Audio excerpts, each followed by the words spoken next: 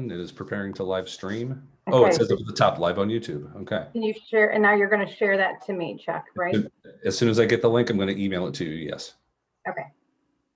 It is preparing to live stream. Oh, it says up at the top, live on YouTube. Oh, yeah. There we go. Okay. It is all 6 of us, by the way.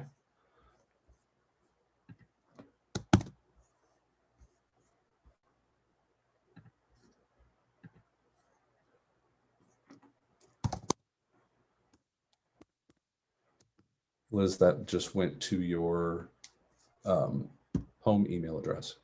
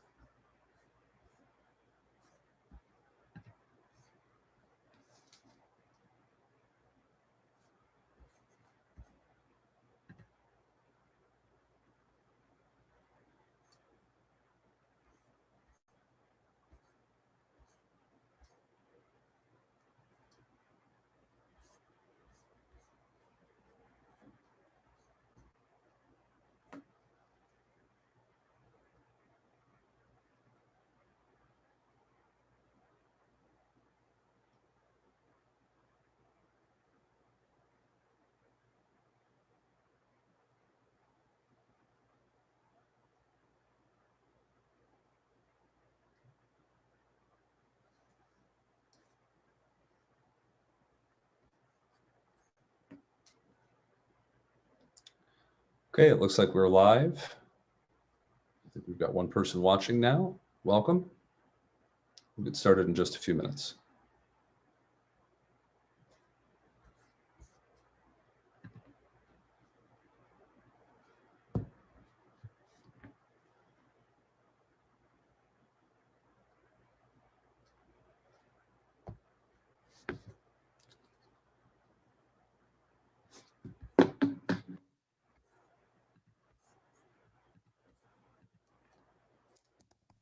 Okay, it has been shared with our membership via home emails, and it is on our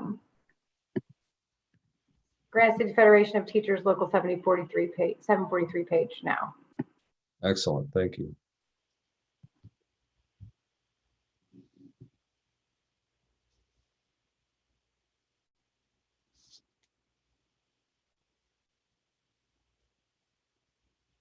And it looks like we've got some people hopping on.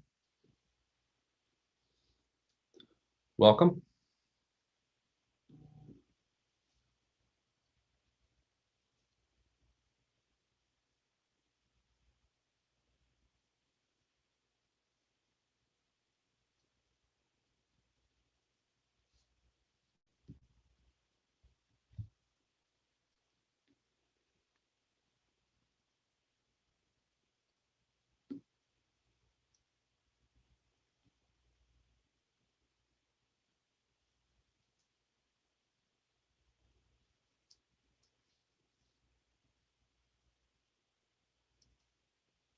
This is the Local 743 School Board Candidate Forum.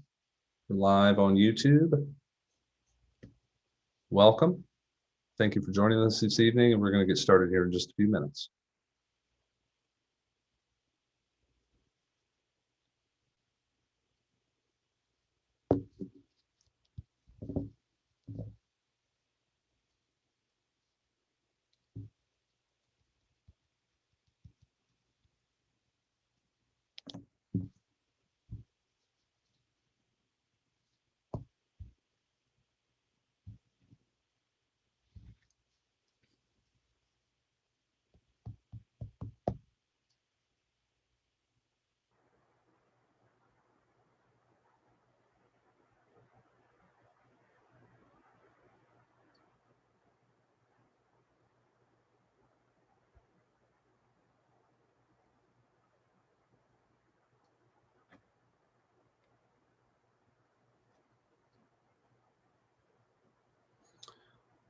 All right, it is 6:31. I think we're going to go ahead and get started. First of all, welcome.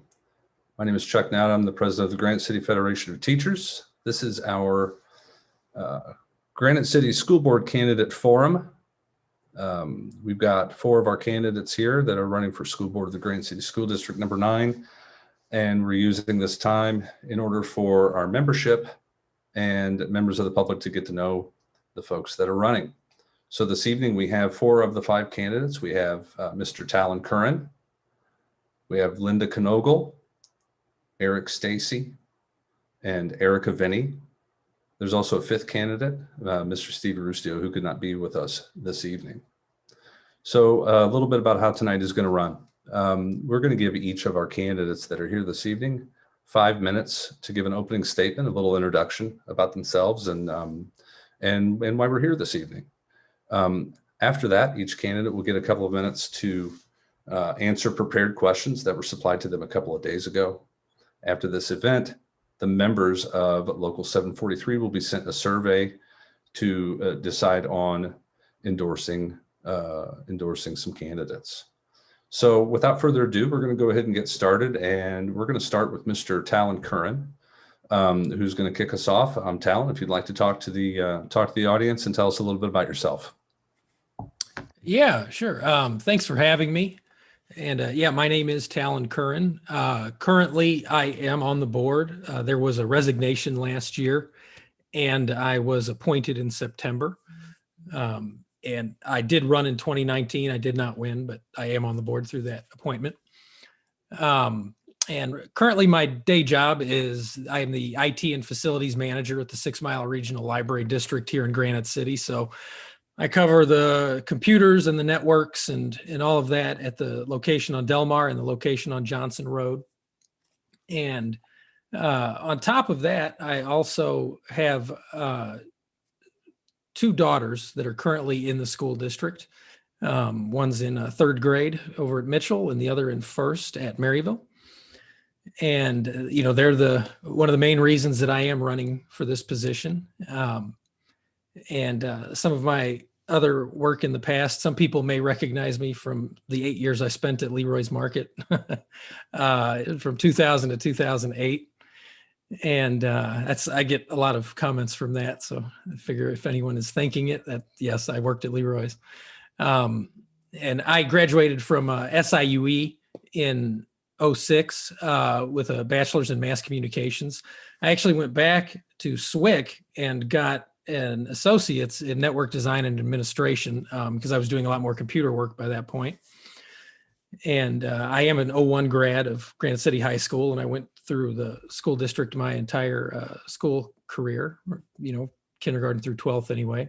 I have several certifications in computers and that. I also have an interest in history. One of my other boards that I'm currently on is the Madison County Historical Society Board of Directors, where I currently serve as the secretary. And we're currently doing a renovation of the Weir House in Edwardsville. I've also been on the Cool Cities Committee, which was an advisory committee to the mayor and city council, and helped write the sustainability action plan that was passed a few years ago.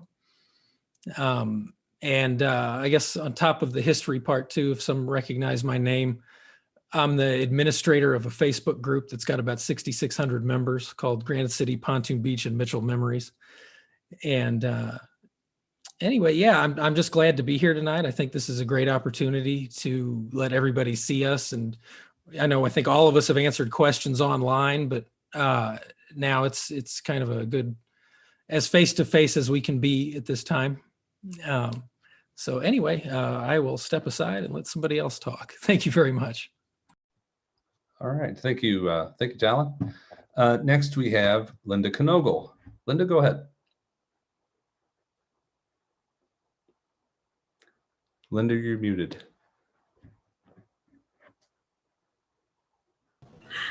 I want to share my thanks with the committee for having us on tonight. This is, again, a privilege and an honor to be here to speak to you this evening. I guess I'll start with the fact that I am retired. I'm currently a school board member. This is my last term, last year, and that's why I'm running again. I have the privilege of saying that I have been a resident of Mitchell, Granite City, and Pontoon Beach. And I really felt that that entire community of people would be some of the people that I've represented. Certainly, it's an honor for me to say that I have lived in those areas. I have a master's degree in early childhood. I have certifications in four special ed areas, and I have my bachelor's degree in speech therapy. I've got 2 children and 3 grandchildren, and I've been very active in the community, especially in the area of the flooding issues and the sewer backups, which I'm sure everybody's familiar with. I did a lot of walking to neighborhoods in our area and in the area of Mitchell and Pontoon Beach, especially in Breckenridge area and Tanktown, collecting names on a petition, which I sent to the Springfield to urge them to pay attention to the flooding conditions here. Right now, I'm very busy with my role as a school board member. I take it very seriously, and I try to ask many questions as things come across in our agenda. I don't like to have any unknowns. So my specialty is to ask questions, go to their offices and ask how and what is the answer to a question. So I've been very well accepted in every office, so I really appreciate it. I think that's about it. Okay, great. Thank you, Linda. Mm-hmm. Next, we have Eric Stacy. Thank you. Thank you guys for having this. This is Zoom's not new to me, but doing this type of stuff is. So my name's Eric Stacy. I am I'm married. My wife Christine works at our hospital in town. I have 3 sons, 2 of which, when I came here in 2009, were high school age. And so they graduated from the Granite City High School. I have a 3rd son who is currently in the Granite City High School. And so we also have my wife's niece, my niece, and her 2 little children, little girls who live with us. And they're next year, the oldest one, Ava, will begin in the school district. So that's kind of why I'm running, is while I have one at the end, I have, one at the beginning, right? So my day job is I'm a police officer for the Granite City Police Department. I've been a policeman for 17 years, not all here. 6 of them I spent as a Koki police officer before I came here in 2009, and I obviously brought my family with me. I've spent 8 years of that in the school district assigned to the school. So I've been in and out of every school that we have, including the Nedring House, which is closed, and Worthen, that is now the board building. And so I've seen a lot of different sides, teachers, administrators, things of that nature. I have a master's degree in law enforcement administration from Lindenwood University. I did not graduate here. I graduated many years, 30 years ago in Cahokia, where I grew up. So I'm kind of a guy of few words. So what I'm going to tell you is I am a guy who makes decisions on a daily basis, right? In a split second. So I'm not a politician. I'm not going to tell people what they just want to hear. I'm here to make decisions for our children, for our children's future. So I appreciate the time. Thank you. Well, thank you, Eric. Thank you for being here. And then next we have Erica Venny. Erica? Hello, thank you. Good evening, everyone. My name is Erica Venny, and I am a graduate of Granite City High School. I actually graduated with Talon, the class of 2001. I have taught in Granite City. I actually had some of Eric's sons in Spanish. I was a Spanish teacher at the high school for 6 years. And then I transferred to an independent school in St. Louis, which is where I currently am. It's called City Academy. We're located in North St. Louis, right off of Kings Highway. For all you Nelly fans out there, it's Natural Bridge and Kings Highway. That's where we're located.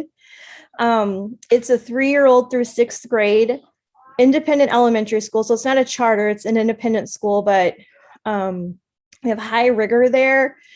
We place at other independent schools, sometimes back into public schools, but our mission and vision at City Academy are to help children of underserved populations in particular overcome barriers by transforming lives through their education. And I personally resonate with that because the schools of Granite City really did change my life. I was a student there K through 12. Like I said, I graduated in 2001. Then I went to a tiny school, liberal arts school in Central Illinois called Illinois College, which several of our current alumni are there doing great things athletically. I like to follow them on that. So I graduated there with a double major in Spanish and international studies like government and politics. Then I went to graduate school at the University of Kansas, studying graduate Spanish. I actually ended up getting my master's degree at WashU, master's in Spanish and education. And then right after that, I started teaching at Granite City High School. I was really excited to come back to my high school, and it was very surreal to, like teach with some of your teachers. And there's some people I still can't call by their first names. They're always going to be Mr. or Mrs. whatever to me. But I really treasured those years there. And then I've always had aspirations to be a leader and to go into administration. So while I was a teacher at Granite City High School, I earned my certification for administration through SIUE, benefiting, from those vouchers. Those of you who have student teachers and get those SIUE vouchers, those were like gold. So I was glad to have those and pay for my administration, or help pay for that at least. Then I've been at City Academy. I've taught language arts, social studies, humanities, and for the past 3 years, I've been an administrator there. I was a curriculum and instruction coordinator.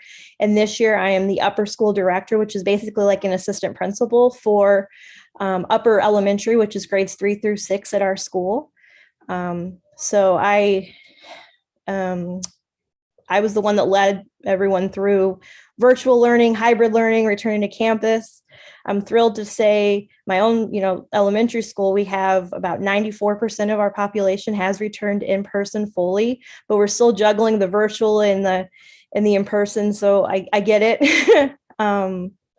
Just read today, I'm really excited to see that Granite City schools are having that option for our children to return back 4 days in a row too. So that's great.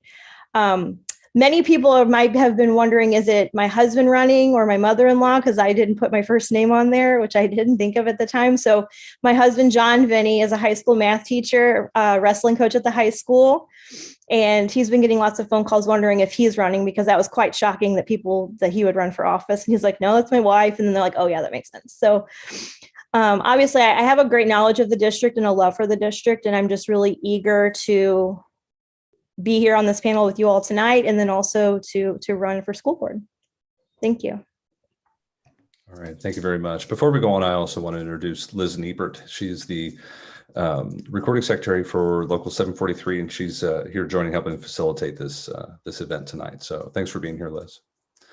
Okay, we're going to get into the prepared questions. We're going to start with Talon. We'll give you the first question first, and we are going to set a timer, and we're going to keep everyone to a 2-minute response on each question. So Talon, the first question that we have for you is, what are some of the strengths and weaknesses of the Grant City School District, and how do you plan to celebrate the strengths and address the weaknesses? Yeah, thank you. Well, I think that we have a strong vocational program. I'd like to strengthen it if possible and strive to get more of our students on a vocational path. I was recently informed of a potential opportunity down the road to spin a computer building class out of the newly created esports club that we now have at Granite City High School. And I think that'd be great. And if we can team that with a certification of some kind, like a CompTIA A+ certification for people that do take apart and rebuild computers and all of that.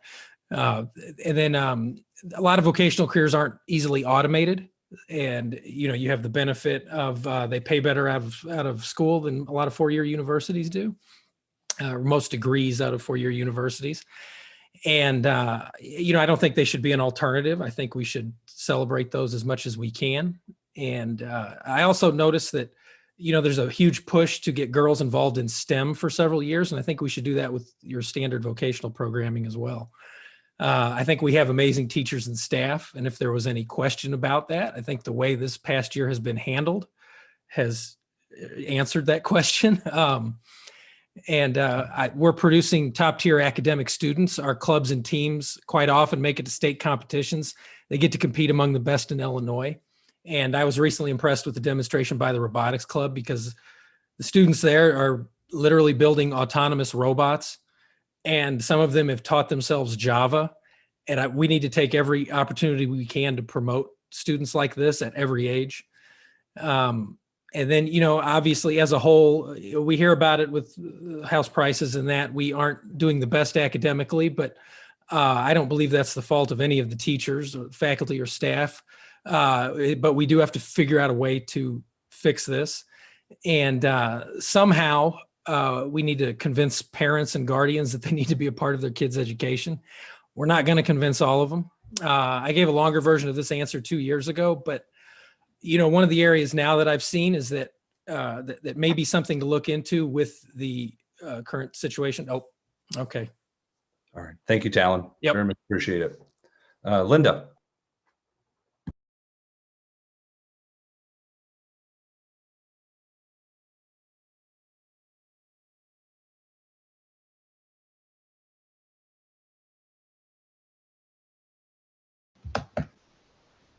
Okay, got it.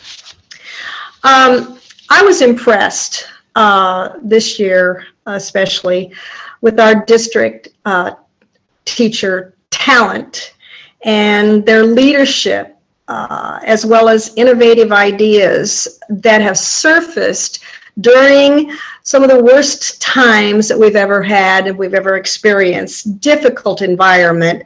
And these creative people and the talent that they've shown have been encouraged by our superintendent. The teachers are now recognized on our Facebook page for their hard work and their creativity, and I think that's well deserved.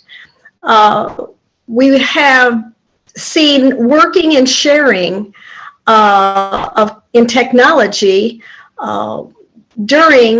in buildings that has brought greater collaboration among our teachers, and that has done so much for bringing us this far and having our teachers so ready to take on remote learning and teaching.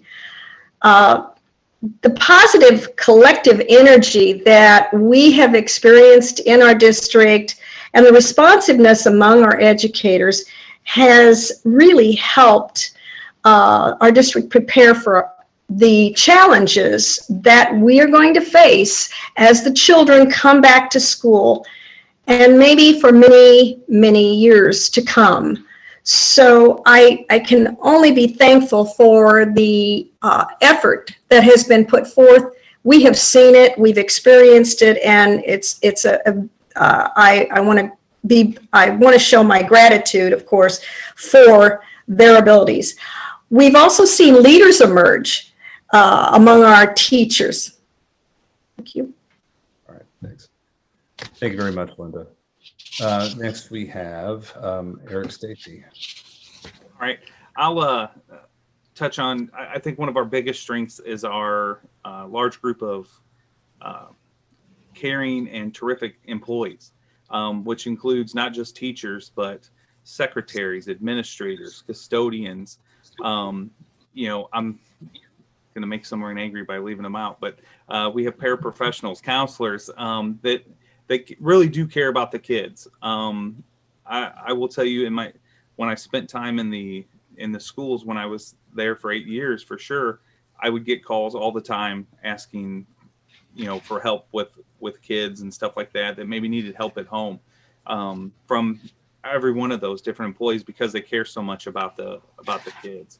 I think we've started to kind of celebrate those teachers on social media through like the Meet the Teacher spotlights and stuff like that. And I think that needs to continue. Another one of our assets is definitely our kids. You hear people talk about, bad kids, and I don't believe we have a ton of bad kids. We have some troubled kids that need help. And with these teachers and all that we have, I think we can do that. One of our, if you want to call it, communication is always a problem in every group that you go to. And we need to learn how to and get better at reaching out to these families to get them interested and motivated to help their kids in school. So I think that would help I think would be huge in helping our test scores. So thank you. All right. Thank you very much, Eric. Erica. All right. So, echoing my colleagues on this call tonight, people are our greatest asset. Education starts with people, it ends with people, and it's people all the way from start to finish. It's interesting to me because while people are our greatest asset, when you're talking about students and families and administration, teachers, all of the wraparound professionals that we have as well, they can also be our greatest challenge. So it's kind of a double-edged sword sometimes. But it's something that is so powerful. I'm really pleased to see, as several of you have already noted, the recognition that teachers are getting. I wish it hadn't taken a pandemic to bring that to light, but you take what you can get. Teachers, we beg, borrow, and steal all the time. So we work with it. I think that there's tremendous unlocked potential that we have within our district. And I think the best way to both celebrate that and to utilize that is to really lean into creating a culture of learning within our district from top to bottom, left to right, all over the place, and get away from the polarization and politicalization that have happened throughout society, not just, within a school district, but in the world in general. Education is such an important topic and a life-changing element. For me, it was, and people have very strong feelings about that one way or the other. And I think it's very important to, celebrate that and acknowledge that and address it, whether it's a weakness, challenge, strength, by naming it and by engaging it, not pushing it aside, taking it head on, learning from it, showing empathy and humility. And so that's what I would really like to see for our school district. In particular, personally, I have to give some shout outs. Of course, I was a band kid growing up. Okay, well, I'll just name it the band. Oh, no, if you want to talk about bands, go ahead. I could talk about it forever. I was a drum major and Wyatt Roberts is the best person ever. Okay, I caught stop. Okay. We're going to go ahead and move on to our second question. I am going to do something a little bit differently for the last four. Just I feel bad interrupting folks. So I'll put my hand up when you have 10 seconds left, just so that you guys are aware. Okay. This time we're going to start with Linda. And the question is, what has been your past involvement in the Granite City School District? How would you be an asset to the school board? And why do you want to be a school board member?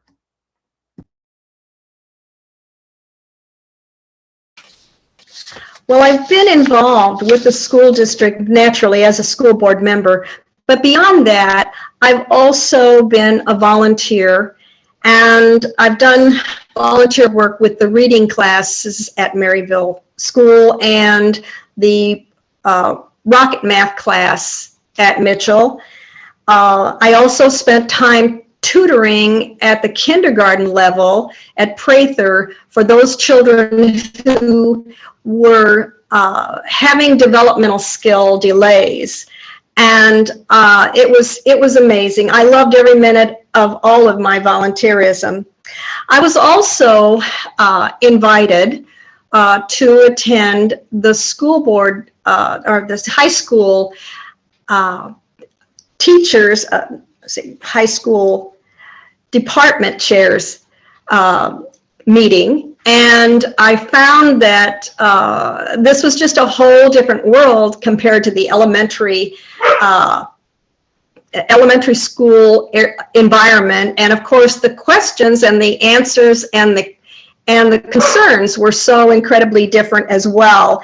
I really enjoyed it. In fact, I went back for another session, and I decided that this was something I needed to share with the rest of the board. So I mentioned it to one of the other members, and he also attended a department heads meeting. It was highly informative, and really I thought I would be asked back, but so far I haven't. So I have to just call and remind them that I'm still interested. So I appreciate all the time that I've been given and the wonderful reception I've had at my volunteering. Thank you. Thank you. Next we have Eric. So my involvement with the school, as I kind of alluded to in my introduction, is I was the SABRE officer for 8 years in the school district. For those of you who don't know what that is, it's basically the old DARE program, but we kind of made our own program. I've been in every school because when I started, we were still doing the neighborhood schools. And so I went from school to school to school to school. Then we went into the centers, and I was only at Grigsby. But as part of that, I spent time I've been in every school in the district, including the high school, because you are also the kind of the sub for when those people were out. During that assignment, I've worked sporting events. I've worked after prom. It got to where if I didn't work if I thought I wasn't going to get to work after prom, the committee was yelling at me. So I really enjoy the after prom with the students. I've even attended prom on occasions. Under Captain DeYoung, we did reading at Frohart with the kids. Since leaving that assignment, I've continued to support the SABRE program. I'm the vice president on that committee. And I've also, kept in contact with the teachers that I taught in their rooms and what have you. I think my experience in the schools kind of makes me a good choice for the school board. I've interacted with everybody from teachers, the custodians, the secretaries, the social workers, so I've grown attached to the kids, and so I'm just trying to find another way to give back. So, thank you. Great. Thank you, Eric. Erica. All right. So as I mentioned earlier, I'm an alumna of Granite City High School and of the District K-12. I also mentioned earlier that I've been a teacher with the district. I taught for 6 years at Granite City High School. During my time there, I was involved in all kinds of things. Renaissance Committee, Foreign Language Club co-sponsor, volunteering for pretty much any and everything. I was on like every committee that I could be on. I was a homebound coordinator, which I think every teacher or any adult in society actually should serve in that role, because that is very enlightening when you go to the homes of children and try to teach. when I was really young, before I was even married or had children, I volunteered and served on the Wilson School PTA. I was actually the secretary and the vice president. It was weird that I like didn't have kids, but I was there. But Wilson has a special place in my heart. No offense to the other schools, because that was really my home base as an elementary school student. And I had nieces that go there. I actually live right behind Wilson School now. My child is a 4-year-old. His name is Reed. You might hear him make a few cameos. He's in the basement spending quality time with his dad, trying to be quiet right now. He goes to early childhood, and that is one of the brightest gems of our district. I'm so happy with the growth and development that he has there. It's amazing. So that's where I'm currently involved. I've been active in the PTA there as well. So, I have the role as a parent in all of this too. So I've been a teacher in the district. I've been a student in the district. I am currently an administrator, even though not with the district. A lot of my training happened within the district. And even since leaving the district, I've stayed very closely connected with the people and organizations. To echo what Eric was saying, I have so many lasting connections that I've made over the years that are still considered friends to me. And, our athletics programs are such a great thing for our children. So I support them. I put in lots of hours kind of by law because I'm married to the wrestling coach. So I do a lot of support with that as well. All right. Thank you very much. And Talon. Yeah. Well, other than, like I said, I went to school all through 12th grade, kindergarten through 12th. And my daughters now both are in the school district. And I believe my own experience in information technology and facilities management would be of benefit to this board, especially now that I have 10 years of that experience in an educational environment at a public library district that's having to grow beyond books. And we do numerous classes and programs every year. I myself have taught several classes at the library, and I've assisted with the setup of others.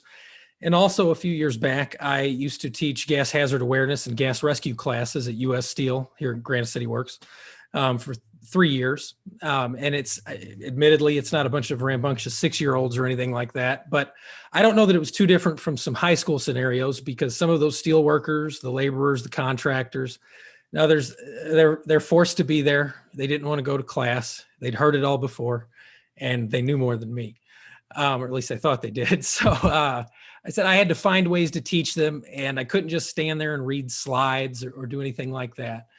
And then I'm also on the Madison County Historical Society Board of Directors, like I mentioned earlier.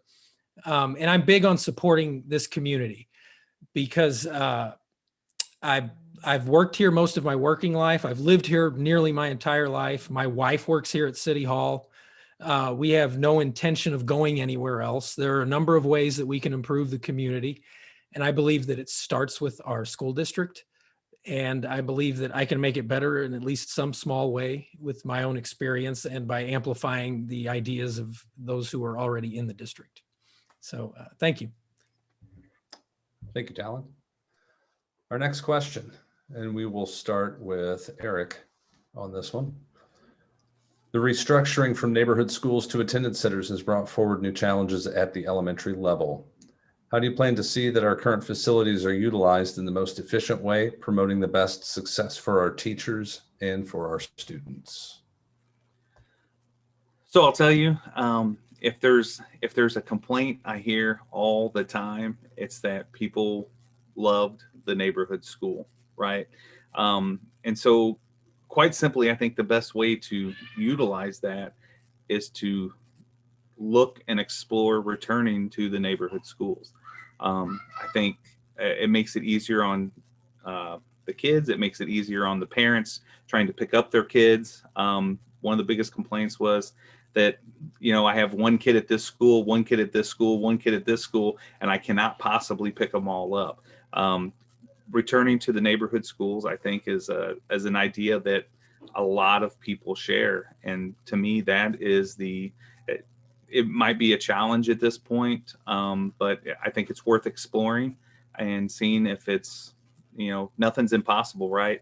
But I think exploring that is the first thing we should do, seeing if that works and taking us back to that. So thank you. Erica. All right. This is a very interesting topic. It's such an important one, and it's also very complicated. There are definite costs and benefits to both.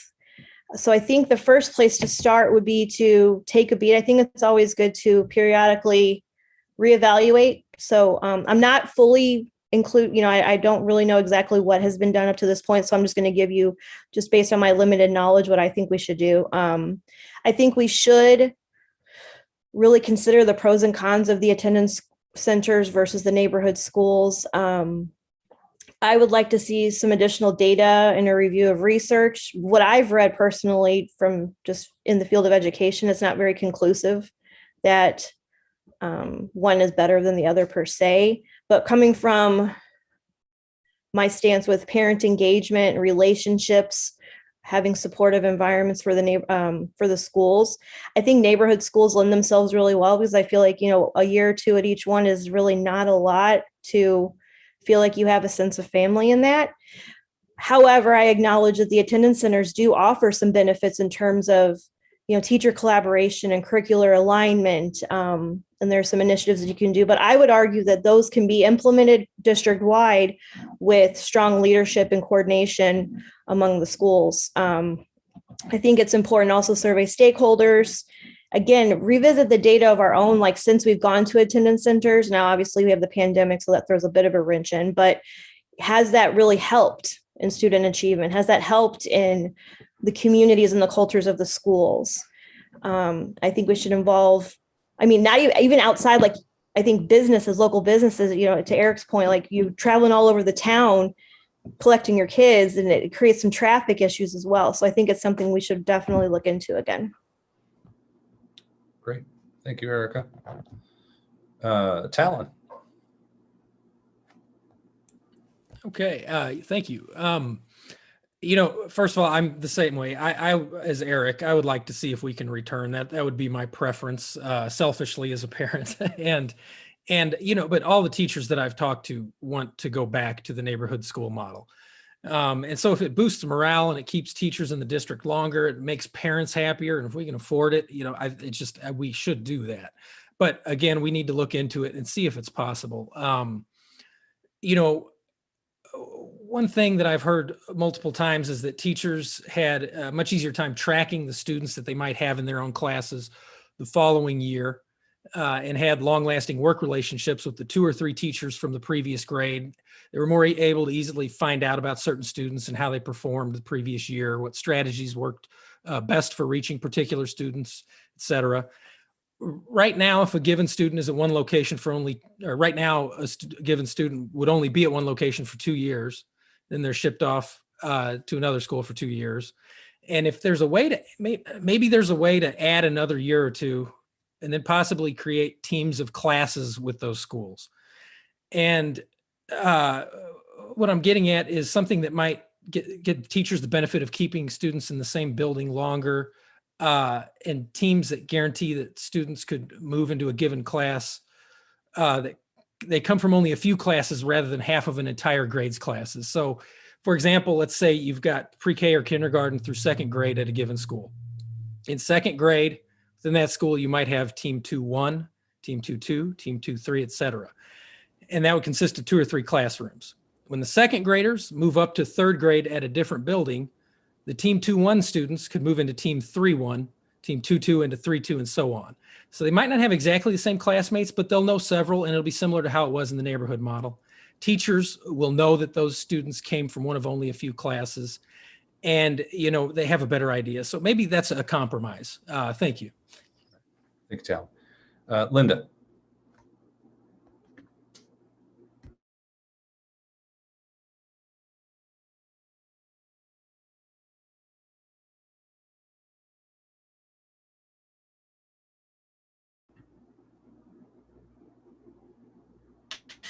Okay. The centers have given rise to the collaboration. That's certainly a true and positive thing. And the collaboration between teachers has brought us to where we are today through those efforts. So I'm just concerned that the value of that doesn't really outweigh the loss that we've had in the neighborhood communities which have become disconnected since the beginning of the pandemic. We lost significant family unity and longevity within our elementary buildings with our families. And we also lost the value of our older students perpetuating and modeling the rules and regulations inside the building to our younger students. The dedication of a parent and teacher collaboration to fundraise for the school, for the playground, for the classroom, that's always been a stable situation and something that we've always leaned on. Purchasing homes around a school area has been a very important thing to families. The social opportunities in the neighborhoods for the children and improving neighborhood pride, neighborhood watch programs, that's all something that our community needs so badly.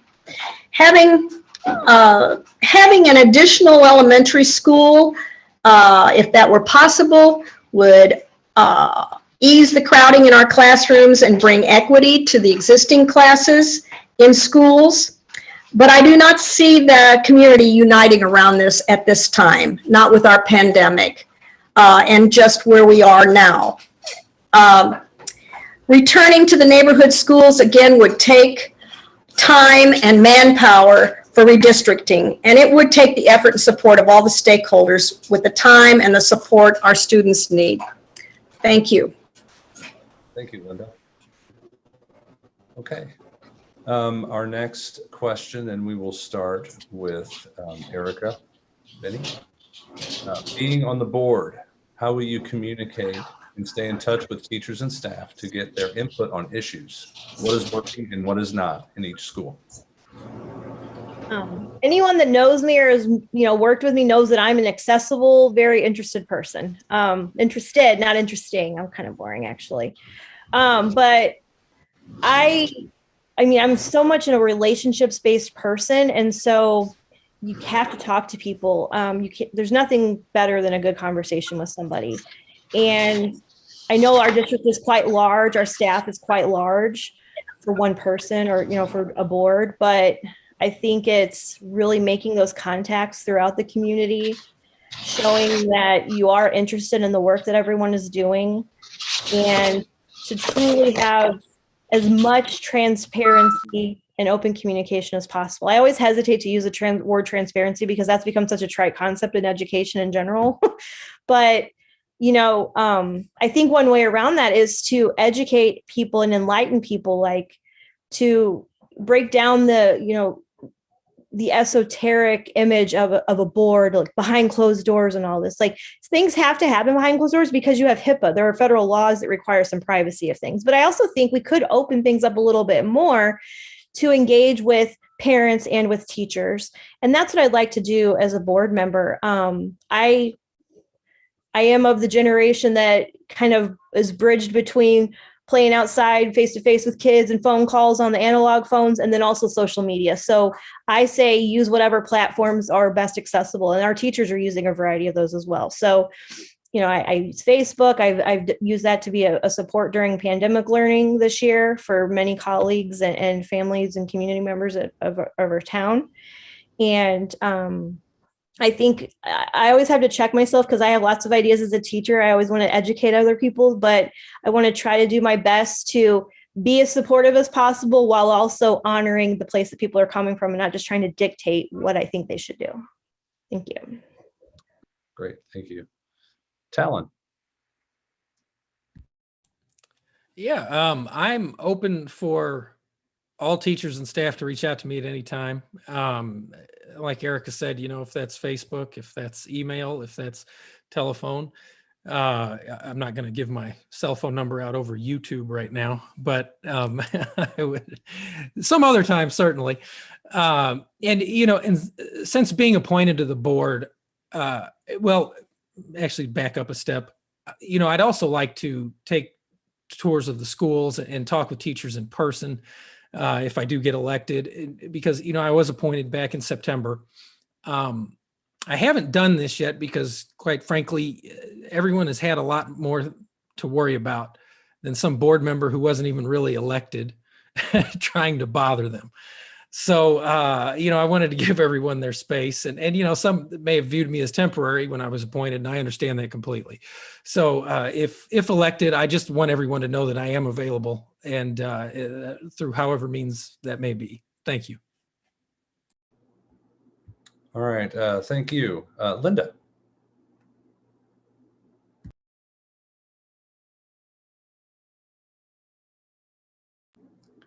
Linda, you're muted.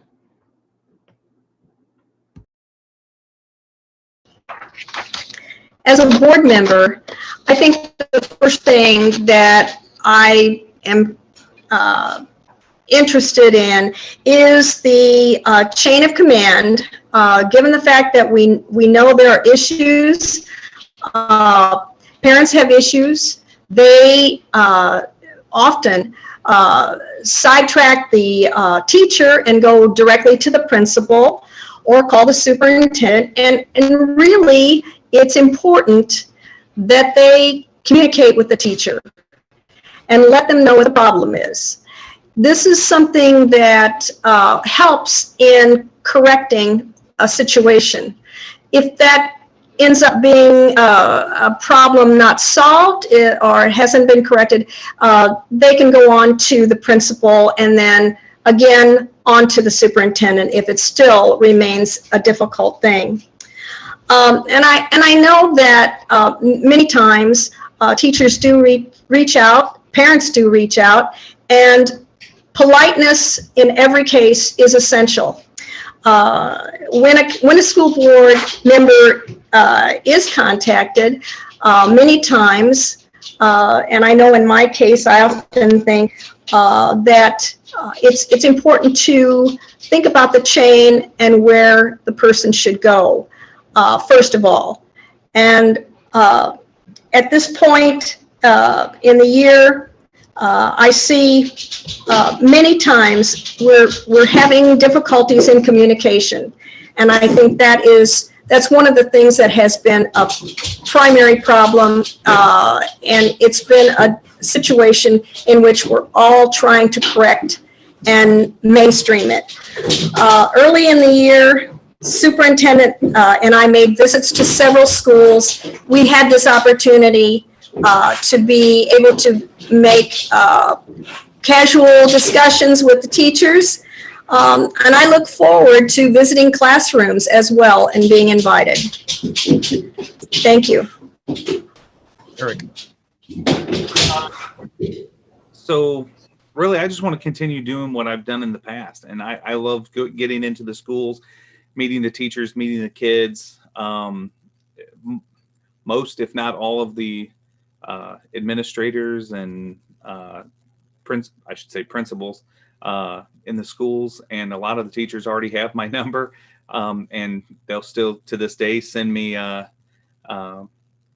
questions and things of that nature. I love that. I love helping in the schools, and so as far as being accessible, I'm, to use Erica's word, I'm transparent, right?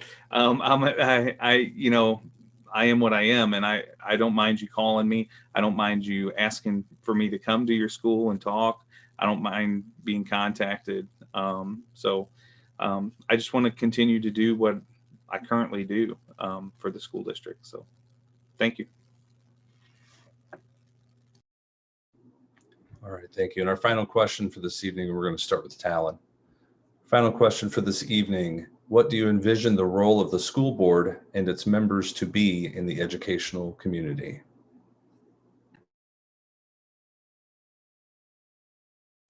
There we go. Thought I clicked it. I think the school board and its members need to be available to listen and learn from faculty and staff and find ways to turn at least some of the suggestions and lessons learned from the educational community into policy and use them to keep us on track toward always improving. It's not the board that is on the front lines every day. While some current and potential board members do not have a background in education, I believe that all board members do have specialties and experience that can help improve upon suggestions or bring them to fruition. But we can't do that blindly, and we need help, period. Thank you. Thanks, Talon. Linda.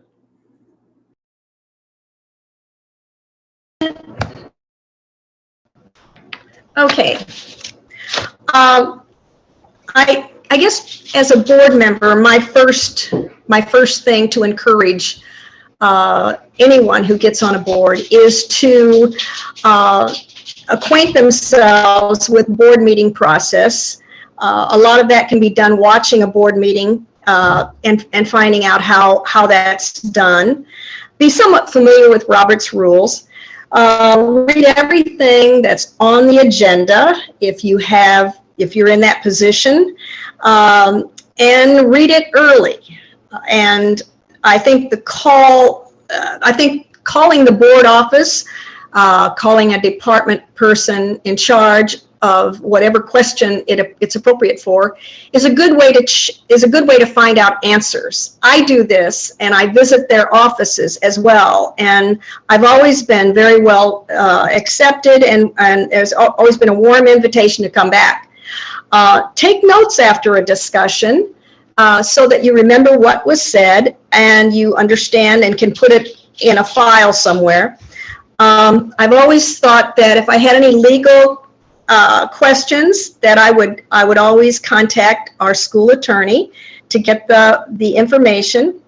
And because the main goal of the school board member is to be a good steward of the district, it means seek advice and feedback, keep the community informed, respect other members of the board and their views, be prepared for meetings in advance, and be punctual in your attendance.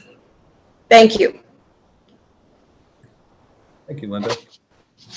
Eric.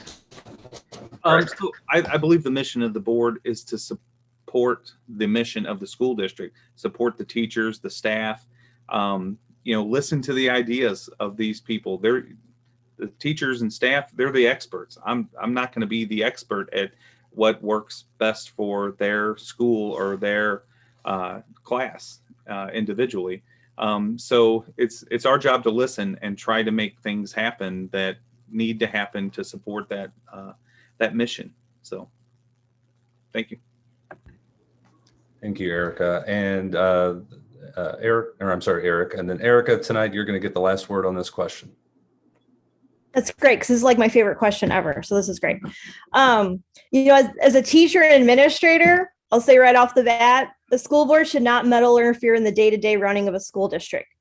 But that said, the school board does have a very important role in the running of a school and a school district. So, the school board is uniquely positioned and charged with a variety of tasks that can really unite the community and the different stakeholders around the mission of the school district. There's a lot of power in a school board, and that should be acknowledged and respected at all times by its members, for them to understand the importance of the duty that they have as a school board member. I mean, in effect, this is the political nerd in me, but like a school board really embodies all three branches of government. You have the executive, legislative, and judicial in there, because a school board helps create policy, it affirms policy, it can overturn policy, it can interpret policy, it revises, and it, makes very decisive decisions that affect lives.